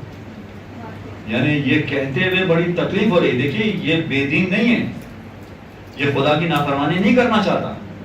اس نے بیچارے نے خلوص کے ساتھ نمازیں پڑھی ہیں اور پورے دھیان سے نمازیں پڑھی ہیں, مگر کیا ہوا کہ اس نے غلط کی. جو مسئلہ سکھانے والا تھا وہ صحیح نہیں جانتا تھا, جس نے بھی مسئلہ سکھایا اس نے مسئلہ صحیح نہیں سکھایا, تو اس کے مسئلہ نہ سکھانے کی وجہ سے اس کا موضوع غلط ہو گیا. چاہے اس کا کوئی قصور نہیں ہے, اس نے بالکل دیانتداری سے اپنی نمازیں پڑھی ہیں, قصور وہ مسئلہ بتانے والے کا. ہو سکتا ہے میں کہوں کہ اس کا بھی قصور نہ ہو, اس کو کسی اور نے سکھایا ہے, نہ معلوم کیا ہوا. لیکن اگر غلط مسئلہ کسی نے بتا دیا اور 30 سال تک اس طرح سے نمازیں پڑھی گئی ہیں, 30 سال کی نمازیں باطل ہیں. کہتے ہوئے بہت دکھ ہو رہا ہوتا ہے کہ آپ کی ساری نمازیں باطل ہیں, بہت دکھ ہو رہا ہوتا ہے. بیچارہ نہیں, وضو غسل تیمم میں اگر کہیں کوئی غلطی ہو جائے تو اس کی کوئی معافی نہیں ہے, وہ ہمیشہ عبادت باطل سمجھے. مجھ سے ایک مسئلہ کسی زمانے میں ایک خاتون نے پوچھا تھا. اچھا وہ خاتون بھی ایسی تھی کہ وہ باقاعدہ مدرسے آتی تھی اور باقاعدہ سارے مسائل سیکھے ہیں, شرعی باتیں سیکھی ہیں, اور ایک زمانہ ایسا تھا کہ خواتین کے مخصوص مسائل بتانے والی کوئی ذاکرہ تھی نہیں, کوئی معلمہ تھی نہیں. یہ میں آج سے 35 سال پرانی بات کر رہا ہوں. اس زمانے میں کوئی بتانے والا تھا ہی نہیں. خواتین میں سے کسی کو اتنی مہارت نہیں تھی کہ وہ خواتین کے مسائل بتا سکیں کسی کو. تو مجبوراً کئی کلاسز مجھے لینا پڑی تھی اس زمانے میں خواتین کے مخصوص مسائل کے حوالے سے. تو بہت ساری خواتین نے مسئلے سیکھے تھے اس زمانے میں, ساری باتیں سیکھی نہیں معلوم. اور اس زمانے میں کیسٹس ہوتی تھی, اور کیسٹ کی ریکارڈنگ بھی بہت ساری جگہوں پہ جاتی تھی, تو وہ اس کے ذریعے سے بہت سارے لوگوں نے سیکھا. یعنی میں جو یہ اپنا افسوس اور اپنا درد دل آپ کے سامنے بیان کر رہا ہوں کہ خواتین میں ہر طرح کی, بلکہ مردوں کی بھی بات میں نے بیان کر دی کہ ہر طرح کا بولنے والا آپ کو مل جائے گا. فضائل پڑھنے والا, تبرع پڑھنے والا, سیاست پڑھنے والا, اخلاق, ہر طرح کا مل جائے گا آپ کو, فقہ پڑھنے والا نہیں ملے گا. اور خواتین میں اور بھی کم ہے. اس وقت اتنے سالوں کے بعد میں فقط 2 خواتین ذاکرہ کو جانتا ہوں کہ جن کو فقہ میں مہارت ہے. فقط 2 کو میں جانتا ہوں, ہو سکتا ہے آپ کی نظر میں کچھ اور بھی ہو. نمبر 1 طاہرہ جعفر, پتہ نہیں آپ نے نام سنا ہے کہ نہیں. وہ بھی بہت زیادہ شوق رکھتی ہیں, اس وجہ سے ان کو مہارت ہو گئی, اور کافی انہوں نے ہمارے درس سنے ہیں. ایک طاہرہ جعفر ہے جو فقہ میں مہارت رکھتی ہیں, ایک زہرا یاسوبی, اور ان کو مہارت غالباً ان کے شوہر کی وجہ سے. حجت الاسلام مولانا عامر یاسوبی صاحب, وہ خود بہت بڑے فقہ کے ماہر ہیں, بڑے زبردست عالم ہیں وہ, تو ان کی وجہ سے ان کو مہارت ہوگی. ورنہ میں کسی کو نہیں جانتا کہ اتنی مہارت ہو کہ وہ کمپلیٹ باقاعدہ خواتین کے سارے مسائل بتا سکیں. نہیں, بڑے پرابلمز ہیں اس میں. تو وہ ایسی خاتون ہے کہ جو باقاعدہ مدارس میں آنے کے بعد, درس لینے کے بعد, سب سیکھنے کے بعد ایک مسئلہ ان کو پیش آ گیا. وہ کیا کہ جب حج پڑھنے گئی تو طواف کے دوران میں ایک مسئلہ ان کو ایسا پیش آ گیا, اور بعد میں آ کے انہوں نے وہ مسئلہ ہم سے پوچھا. تو میں تو مسئلے کا جواب جانتا تھا, اس کا جواب کیا ہے, فارمولہ آپ کے سامنے پیش کر دیا جواب. لیکن اس زمانے میں غالباً 2 لاکھ کا حج ہوتا تھا, تو میرے لیے تو وہ 2 لاکھ کا مسئلہ تھا کہ اگر جواب ادھر ہو جائے تو 2 لاکھ گئے, اور جواب ادھر ہو جائے تو 2 لاکھ صحیح ہو گئے. لہذا مناسب ہی سمجھا کہ نہیں مسئلہ پوچھوا دیں. چنانچہ مسئلہ پوچھوایا, پتہ چلا کہ وہی جواب آیا کہ نہیں, ان کا طواف غلط ہے, اور طواف غلط ہے لہذا حج بھی غلط ہے. وہ تو پریشان ہو گئی. آپ نے دیکھا چھوٹی سی غلطی ہے, چھوٹا سا مسئلہ, کتنا بڑا مسئلہ بن گیا یہ, کتنا خطرناک قسم کا مسئلہ بن گیا. ہوتا اسی وجہ سے یہ کہ اگر کچھ خواتین نے اس معاملے میں مہارت حاصل نہیں کی تو خواتین بیچاری محروم رہ جائیں گی, ان کو نہیں پتہ چلے گا. یعنی وہ دل سے عبادت انجام دے رہی ہیں. جتنی زیارتیں عورتیں کر رہی ہیں اتنے مرد نہیں کر رہے ہیں, جتنے عمرے اور حج عورتیں کر رہی ہیں اتنے مرد نہیں کر رہے ہیں, جتنی نمازیں عورتیں پڑھ رہی ہیں اتنے مرد نہیں پڑھ رہے ہیں, مگر پھر بھی بیکار ہو گیا, پھر بھی ضائع ہو گیا. وجہ کیا ہے؟ کوئی بتانے والا نہیں، کوئی فقہ سمجھانے والا نہیں، سکھانے والا نہیں کہ یہ کیسے ہوگا. تو اس کا عبور اسی طرح سے حاصل ہو سکتا ہے کہ اس کے کچھ اصول ہیں. اصول میں یہ دوسرا اصول میں نے آپ کے سامنے بیان کر دیا کہ اگر وضو، غسل اور تیمم میں کہیں گڑبڑ ہو جائے تو وہ عبادت سے نہیں ہو سکتی، وہ تو واقعی بھی ماننا پڑے گا. ہاں لباس میں اگر نجاست لگ جائے تو اس کے الگ مسئلے، جیسے آپ نے الگ الگ سب نے جواب دیے کہ کبھی وہ صحیح بھی ہو سکتا ہے اس لیے کہ پتہ ہی نہیں تھا کہ مثلا لباس نجس ہے، نماز کے بعد پتہ چلا کہ نہیں لباس نجس ہے تو نماز صحیح ہو جائے گی. ہاں پہلے سے پتہ تھا کہ نجس ہے، نماز پڑھتے وقت بھول گئے تو بھی نماز غلط ہو جائے گی. آپ جانتی بھی ہیں سارے مسئلے آپ نے بتا دیے، اس میں یہ اختلاف ہو سکتا ہے لیکن وضو غسل میں کوئی اختلاف نہیں ہوگا. اب یہ تفصیل جو ہے وہ کافی لمبی ہو جائے گی، میرے پاس تو فقط 5 منٹ رہے گا بس. اب یہ میں سارے مسئلے تو نہیں بتا سکتا. یہ سوال پوچھا گیا کہ اگر کسی شخص نے تقلید نہیں کی تو اس کے لیے کیا حکم ہے. اب یہ نہیں کہا جا سکتا کہ اس کے سارے اعمال باطل ہیں، مگر یہ کہا جا سکتا ہے کہ زیادہ تر اعمال اس کے باطل ہوں گے، اس لیے کہ اگر وہ تقلید نہیں کر رہا تو اس کو احتیاط پر عمل کرنا پڑے گا، اور احتیاط پر کوئی عام آدمی عمل کر ہی نہیں سکتا.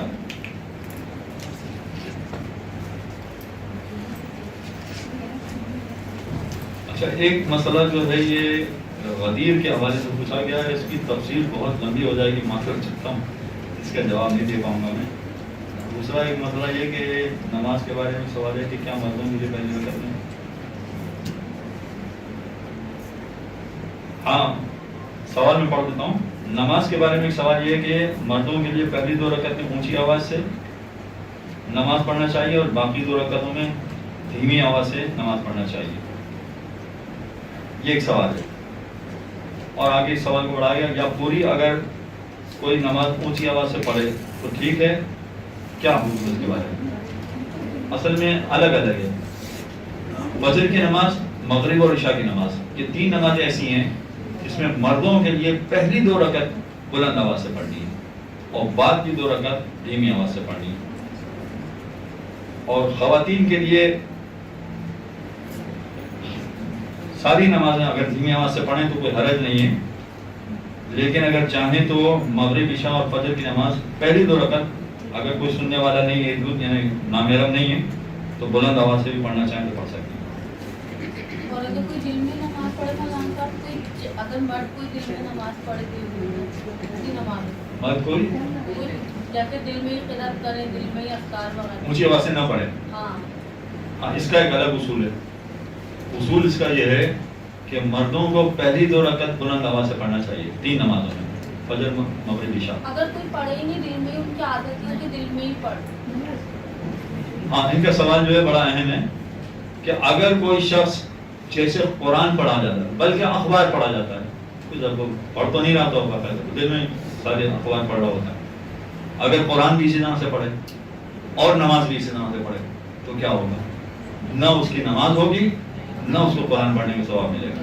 اور اگر باقاعدہ زبان سے پڑھنا پڑھے ضروری ہے. تو اس کی نماز ہو جائے گی. اگر عورت دل میں پڑھے، جیسے بعض دفعہ ہوتا ہے کہ ایک پڑھ ہے لیکن کبھی آواز میرے خیال میں ایسی دھیمی ہو جائے تو کیا وہ ہو جائے گی نماز؟ آواز دھیمی ہو مگر آواز ہو، یعنی پڑھا جائے فقط دل ہی دل میں، جس میں ہونٹ بالکل خاموش ہوتے ہیں، اس طرح سے اگر نماز پڑھی جائے گی تو نماز نہیں مانی جائے گی. ایک سوال ہے، جنبش کر رہا ہو، جی ہم جنبش کریں اس طرح سے. ایک سوال ہے جی جی کہ زیارت پر ہم لوگ جاتے ہیں تو وہاں پر اکثر یہ ایسا ہوتا ہے کہ عورتوں کو بعض اوقات ایسی جگہ پہ نماز پڑھنی ہوتی ہے جہاں سے نامحرم گزر رہے ہوتے ہیں، تو وہاں کے لیے کیا حکم ہے؟ کہ ہم وہاں کھڑے ہو کے نماز پڑھیں تو ہماری نماز ہو جائے گی؟ کچھ مقامات پر مجتہدین نے اجازت دی ہے، خصوصیت سے ایسے بھیڑ کے مقامات پر، کہ جہاں پر اگر نامحرم آگے پیچھے سے گھوم رہے ہیں تو کوئی حرج نہیں ہے، آپ کی نماز ہو جائے گی. اور آواز کا پھر کیا حکم ہوگا؟ کیونکہ نامحرم گھوم رہے ہیں تو آواز کتنی ہوگی؟ پھر دھیمی آواز سے نماز پڑھیں، پھر بلند آواز سے نماز نہ پڑھیں. خواتین دھیمی آواز، جی خود سمجھ میں آ رہا ہو کہ پڑھ رہی ہیں، وہ دل میں نہ کہا جائے، باقاعدہ سمجھا جائے کہ پڑھ رہی ہیں، اس طرح سے نماز پڑھی جائے.